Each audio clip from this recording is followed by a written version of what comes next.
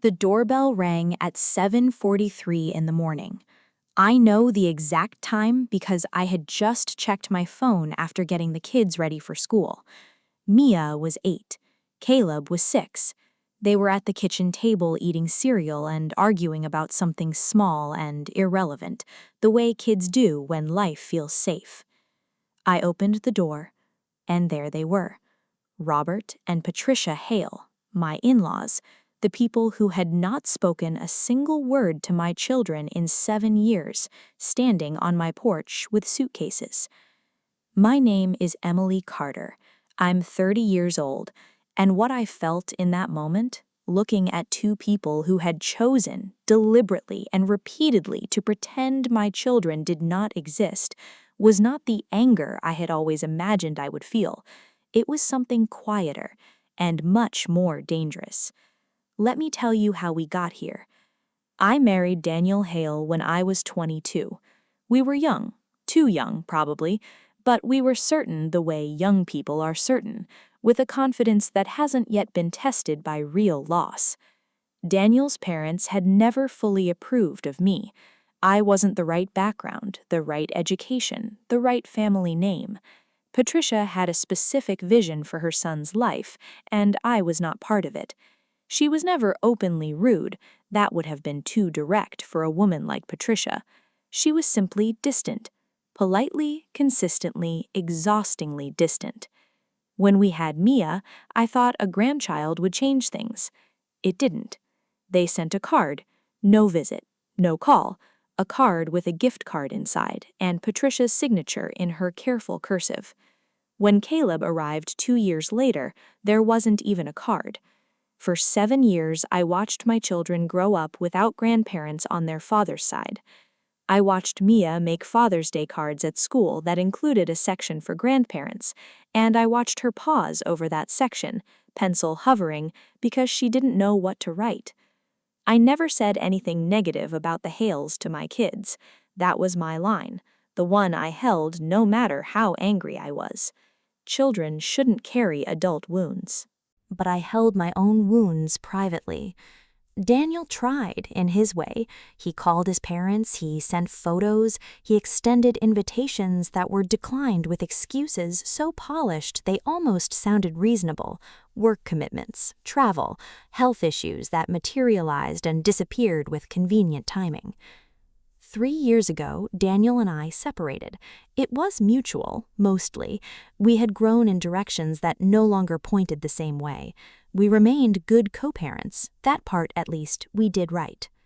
The Hales sent no acknowledgement of the separation, no call to check on the grandchildren whose lives had just changed, nothing. I built my life. I got a promotion at work. I'm a project manager at a logistics company, the kind of job that rewards people who can hold 20 things in their head simultaneously without dropping any of them. I bought this house. I made it a home. I raised 2 children who were, despite everything, happy. And then, 6 months ago, I started hearing things through mutual connections. Robert Hale's business had collapsed, a series of bad investments, a partner who had been quietly embezzling for years, a financial unraveling that had been apparently building for some time. They had lost the family home, most of their savings, the lifestyle that had been the quiet foundation of Patricia's identity. I had filed that information away and continued living my life, until 7:43 on a Tuesday morning, when they showed up at my door with suitcases. I stood there and looked at them and thought one clear thought. So, here we are. Patricia spoke first. Of course she did. "Emily, you look well." 7 years, no contact with my children, and she opened with a compliment about my appearance. I didn't move from the doorway. "What are you doing here, Patricia?" Robert cleared his throat. He had aged significantly, the kind of aging that happens when financial stress hollows a person from the inside. He looked smaller than I remembered, less certain. "We were hoping," he said, "that we might talk." Behind me, I heard Mia's chair scrape the kitchen floor. She appeared at my elbow a moment later, school backpack already on, cereal finished. She looked at the two strangers on the porch with the calm assessment of a child who has learned to read situations. "Who are they?" she asked. Patricia's face did something complicated. A flicker of something. Guilt, maybe, or grief. Or the recognition of what 7 years of chosen absence looks like reflected back at you through an 8-year-old's eyes. "Nobody you need to worry about right now," I said quietly. "Go get your brother. The bus is in 10 minutes." Mia gave the strangers one more look and disappeared. I turned back to the door. "Now is not a good time. My children are leaving for school." "We could wait," Patricia said. "We don't have anywhere—" She stopped, collected herself. "We were hoping we could stay, just temporarily, while we sort things out." There it was, 7 years of silence, and the ask, when it finally came, wasn't an apology, it wasn't an explanation, it was a request for a roof. I want to be honest about what I felt in that moment, because I think it matters. Part of me, the part that had grown up wanting to be generous, wanting to be the bigger person, wanting to believe that people could change, felt a pull toward yes. They were old, they were struggling. Whatever they had done, they were human beings in difficulty.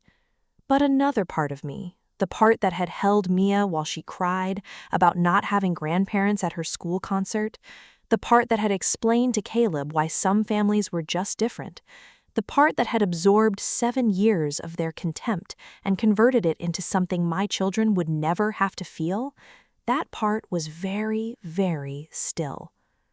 I told them to come back at noon. I put the kids on the bus, I drove to work. I sat at my desk and I called my friend Sandra, who had watched this whole story unfold from the beginning. I said, "They showed up." "No!" "With suitcases." The silence on Sandra's end said everything. "What are you going to do?" I thought about that question for the rest of the morning. I turned it over while I ran my 11 o'clock meeting, while I answered emails, while I ate lunch at my desk, because I needed the time to think. What was the right thing here? Not the easy thing, not the satisfying thing, the right thing. Because I had 2 children watching me, and whatever I modeled in this situation, how I handled being wronged, how I responded to people who had hurt me when they needed something, that would become part of what they understood about how the world worked. That responsibility was heavier than the anger, but it didn't cancel the anger. At noon exactly, I heard the doorbell. I took a breath. I opened the door. "Come in," I said. "We need to talk." Honestly, possibly for the first time. I sat them down in the living room, not the kitchen. The kitchen was where my children ate breakfast and did homework and existed freely. I wasn't ready to put the Hales in that space. The living room was neutral, formal. It felt right. Patricia looked around the room with the careful eyes of someone cataloging. I watched her take in the photos on the wall, Mia at her first recital, Caleb at the beach, the 2 of them on Halloween last year dressed as astronaut and dinosaur, evidence of a life fully lived, a life she had chosen to be absent from. I didn't offer tea. I sat down across from them and I folded my hands and I waited. Robert spoke first this time. "We know we haven't been present," he said, "in the children's lives." "You haven't been present at all," I said. "Let's be accurate." Patricia flinched slightly. "Emily," I said, "I need you to hear me clearly before anything else happens in this conversation. Not because I want to punish you, because I need you to actually understand what you chose. Can you do that?" A pause. Then Robert nodded. So I told them. I told them about the Father's Day card, about the section for grandparents that Mia had stared at with her pencil hovering. I told them about the school concert, Mia's first solo, the one where every other child had a full row of family, and mine had me, my mother on FaceTime from Arizona, and an empty seat where grandparents might have sat. I told them about Caleb asking me once, very seriously, whether he had done something wrong to make his father's parents not want to know him. I had never told Daniel that. I had carried it alone because I didn't want it to become a weapon in a marriage that was already struggling. I said it now. Patricia put her hand over her mouth. Robert looked at the floor. I said he was 5 years old. 5. And he was trying to figure out what he had done wrong. The room was very quiet. "We were wrong," Robert said finally. His voice was different, stripped of the authority I remembered. "There isn't another word for it. We were wrong, and we were proud, and by the time we understood the cost, we had been paying it for so long, we didn't know how to stop." I looked at him. "That," I said, "is the most honest thing I have ever heard you say." Patricia was crying now, quietly, carefully. Even her grief was controlled. But it was real. I could see that it was real. I want to be clear, their tears did not fix anything. Pain does not retroactively undo absence. Remorse is not the same as repair. But it was a beginning, and I was someone who believed genuinely in beginnings. I told them they could not stay in my house. I said it clearly and without apology. My home was my children's safe space, and I was not prepared to disrupt that for people who were still, in many ways, strangers to those children. But I told them something else, too.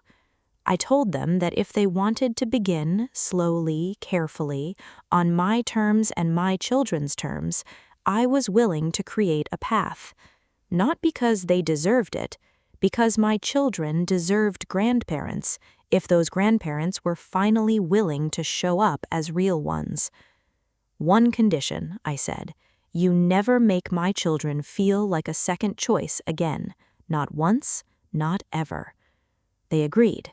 I didn't know yet whether they meant it, but for the first time in 7 years, I was willing to find out. I helped them find a short-term rental, not because I owed them that either, but because it was the practical thing, and I have always been a practical person. There was a furnished apartment 2 miles away, affordable, clean, close enough to be accessible, far enough to maintain the boundary I had drawn.